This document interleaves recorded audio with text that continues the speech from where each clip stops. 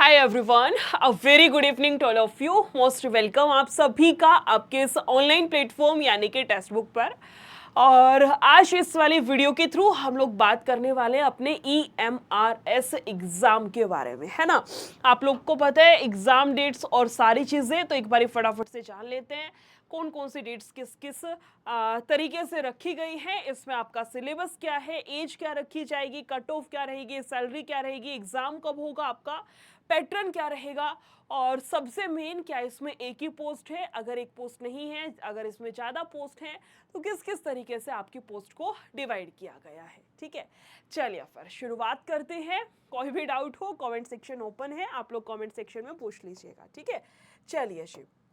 सबसे पहले आपको पता है Eklavya model residential school EMRS की फुल फॉर्म होती है, और इसमें बहुत सारी पोस्ट होती हैं जिसके ऊपर की आपकी वैकेंसीज हैं, या मैं कहूँ जगह वैकेंट है, जिसके लिए कि ये अपना वैकेंसीज रिलीज करते हैं कि ऐसे ऐसे इस तरीके से वैकेंसीज हैं जहाँ पर कि आप लोग जिसके लिए कि आप लोग अप्लाई करते हैं। ठीक है, अप्लाई किस किस पोस्ट के लिए कैसे रहेगा, अगर मैं पोस्ट की बात करूँ, इसको मैं मूव नहीं करा सकती।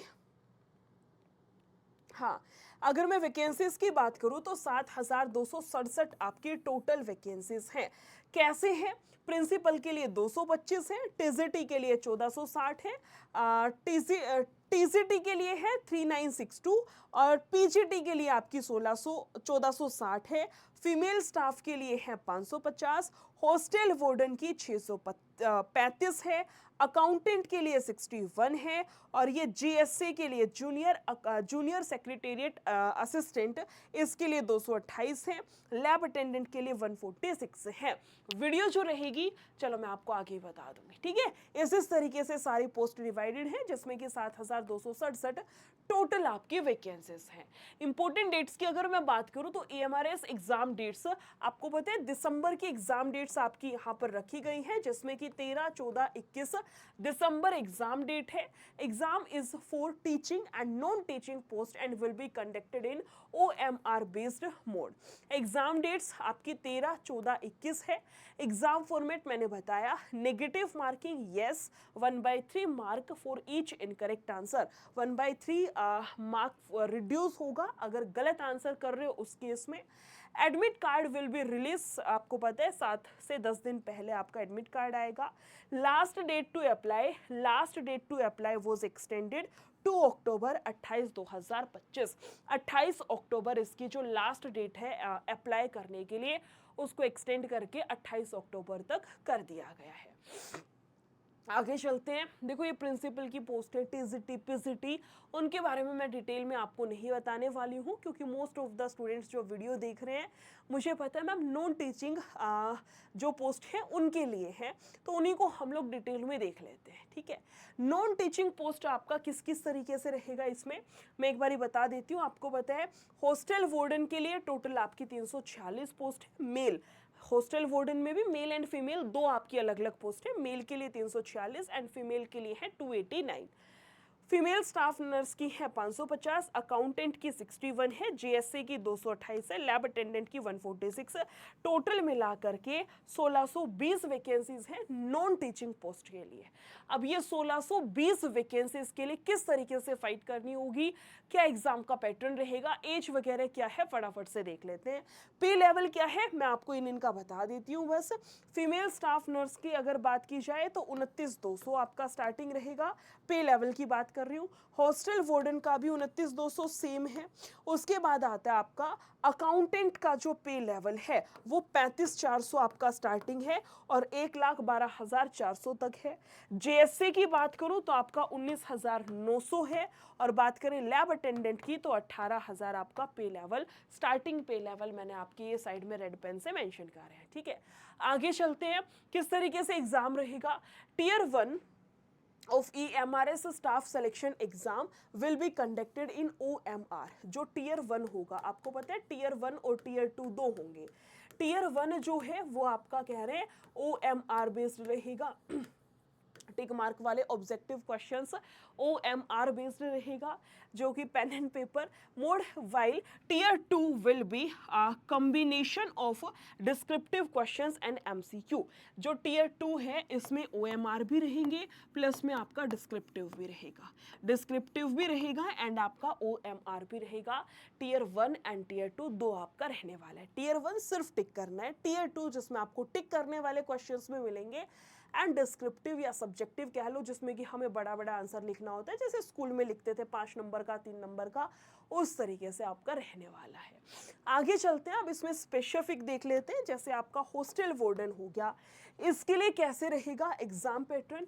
अगर मैं बात करूं प्री एग्जाम की, या मैं कहूं टियर 1 की, हॉस्टल वार्डन पोस्ट के लिए 600 कुछ वैकेंसीज हैं हॉस्टल वार्डन की, 628 या इतनी कुछ थी, अभी मैंने आपको बताया। इसके लिए जो प्री एग्जाम रहेगा, जिसमें आपका जनरल अवेयरनेस से 10 क्वेश्चन रहेंगे, रीजनिंग से 15 क्वेश्चन रहेंगे, नॉलेज ऑफ ICT आपका 15 क्वेश्चंस रहेंगे, क्वांटिटेटिव एप्टीट्यूड मैथ्स से आपके 30 क्वेश्चंस रखे गए हैं, याद रखना। लैंग्वेज से आपका क्वेश्चंस कितने बनेंगे, 30 बनेंगे। टोटल 100 क्वेश्चन, 100 मार्क्स का पेपर होगा। इसके लिए टाइम आपको 2 घंटे का दिया जाएगा। प्री एग्जाम है हॉस्टल वार्डन का। फिर इसके मेंस में क्या रहेगा, मेंस में आपके 40 क्वेश्चंस रहेंगे ऑब्जेक्टिव, 40 क्वेश्चंस रहेंगे आपके ऑब्जेक्टिव। मेंस की मैं बात कर रही हूँ, कब की बात कर रही हूँ, मेंस की बात कर रही हूँ। प्री का तो ये हो गया, मेंस में 40 क्वेश्चंस आपके रहेंगे ऑब्जेक्टिव यानी कि टिक मार्क वाले। उसके बाद 15 क्वेश्चंस आपके रहेंगे यहाँ से कौन से वाले, डिस्क्रिप्टिव रहेंगे, जिसमें कि बड़ा बड़ा आपको आंसर लिखना होता है। और सेम आपका ये 55 का सेम आपका दिया गया है। मार्क्स कितने हो गए मैडम, 40 50, ये आपका टोटल कितना 55 क्वेश्चन है। Test will be of 3 hours, इसमें आपको 3 घंटे का समय दिया जाएगा। ये था हॉस्टल वार्डन के लिए। इसी तरीके से आगे आते हैं, अगर मैं अकाउंटेंट की बात करूं तो अकाउंटेंट का जो प्री एग्जाम रहेगा, जिसमें जीके के 10 क्वेश्चन, रीजनिंग के 20 हो गए।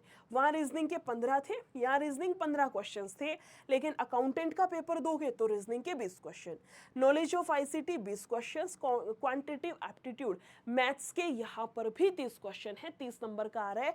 और हॉस्टल वार्डन में भी मैथ 30 नंबर का था। फिर कह रहे हैं लैंग्वेज से आपके 20 क्वेश्चन, टोटल 100 क्वेश्चन, 100 घंटे 100 मार्क्स हो गए, और टाइम इसके लिए आपका 2 घंटे का दिया जाएगा। प्री एग्जाम की बात कर रही हूँ। फिर इसके बाद आपका मेंस रहेगा, जिसमें 40 क्वेश्चन ऑब्जेक्टिव, 15 क्वेश्चन आपके डिस्क्रिप्टिव, जिसमें बड़ा बड़ा आंसर लिखना होता है। 55 आपके क्वेश्चंस हो गए, 100 मार्क्स का आपका पेपर हो गया। 100 मार्क्स का कैसे हो गया, ऑब्जेक्टिव जो क्वेश्चन है टिक मार्क वाले, वो तो एक क्वेश्चन 1 नंबर का रहेगा, लेकिन जो बड़ा बड़ा आंसर लिखते हैं ना, जिसमें पूरा बड़ा 3 नंबर का, इस तरीके से जो आपका सब्जेक्टिव रहेगा, डिस्क्रिप्टिव पेपर रहेगा, वो एक क्वेश्चन 4 नंबर का। 15 क्वेश्चन है, 15 चौका 60, 60 और 40 टोटल 100 नंबर का क्वेश्चन होगा, 100 नंबर का एग्जाम होगा, एंड 3 आवर्स का टाइम इसमें आपको दिया जाएगा। नेक्स्ट है आपका जूनियर सेक्रेटेरिएट असिस्टेंट JSA। इसके प्री एग्जाम की बात करूं तो रीजनिंग से 25 क्वेश्चन, मैथ से भी 25 क्वेश्चन।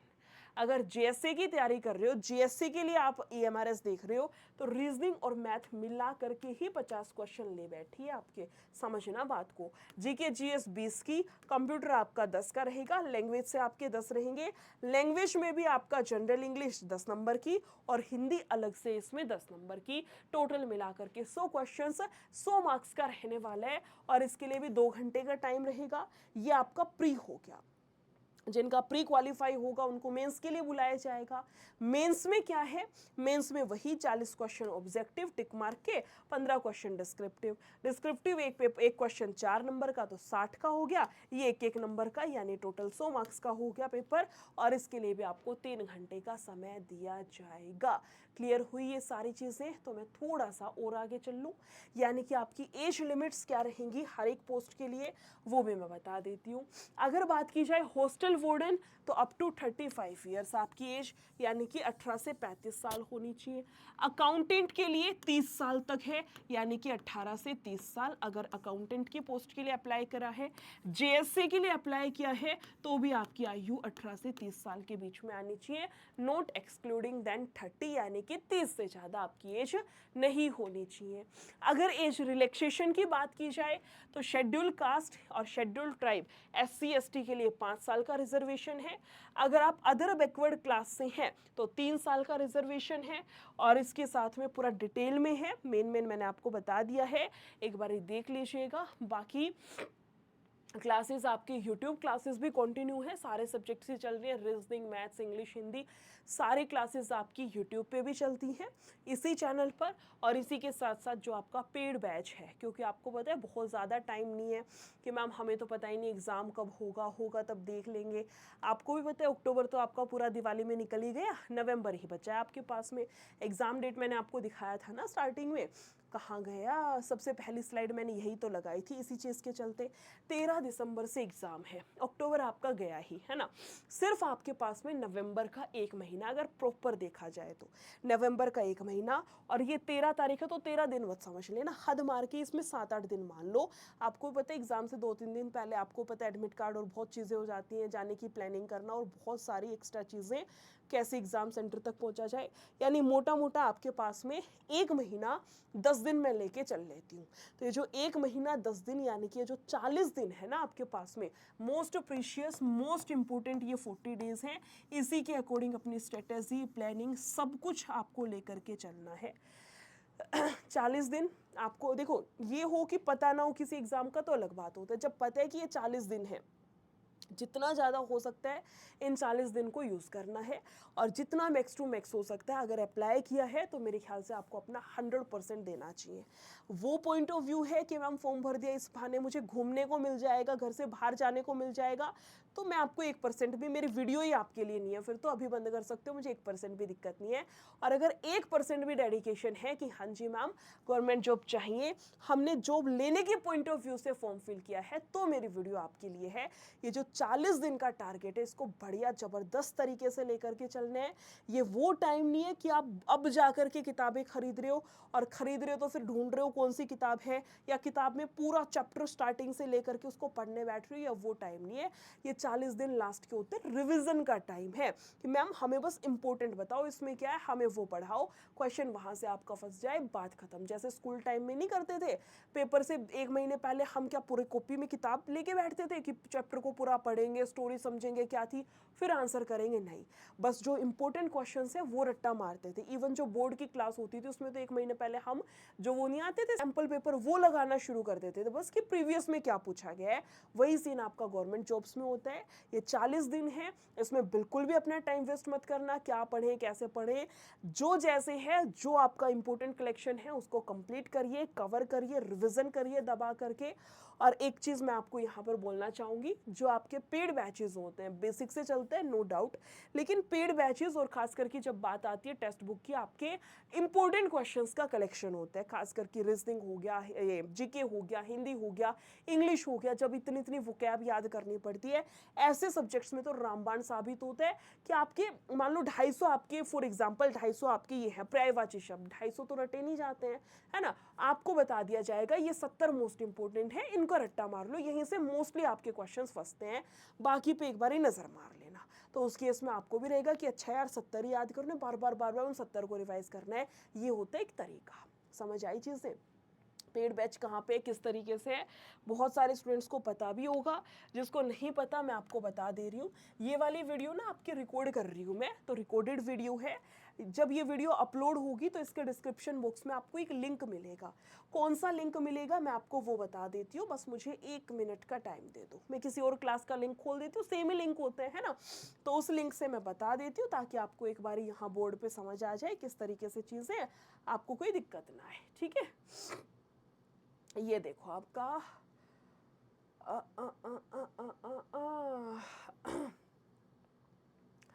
EMRS है ना, मैं रीजनिंग की क्लास खोल लेती हूँ, ठीक है। यहाँ चलते हैं नीचे, जब मोर पर जाएंगे ना इसी वीडियो में जब आप मोर पर क्लिक करेंगे तो नीचे जाइएगा, नीचे जब आप जाएंगे तो यहाँ पे आपको डिस्क्रिप्शन बॉक्स मिलेगा।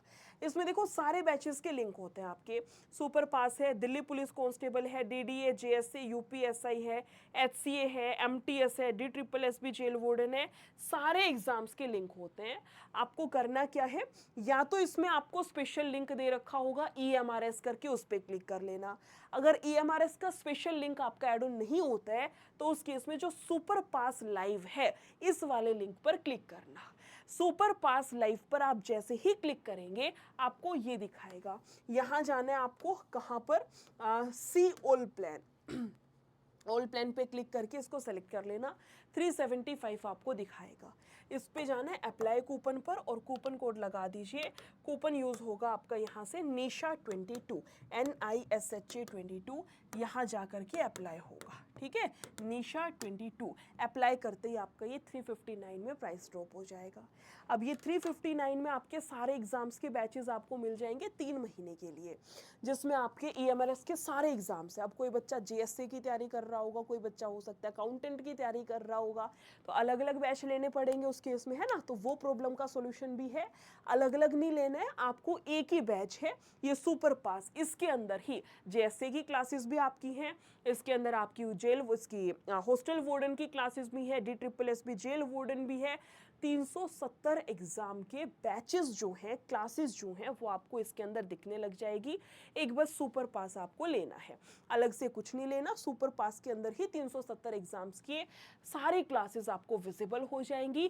प्लस में जो पास प्रो है, जिसको आप टेस्ट सीरीज बोलते हैं, मॉक टेस्ट जिससे आप लगाते हैं, वो आपका इसमें फ्री रहेगा। अलग से आपको टेस्ट प्रो जो पास प्रो है वो परचेज नहीं करना है, ठीक है।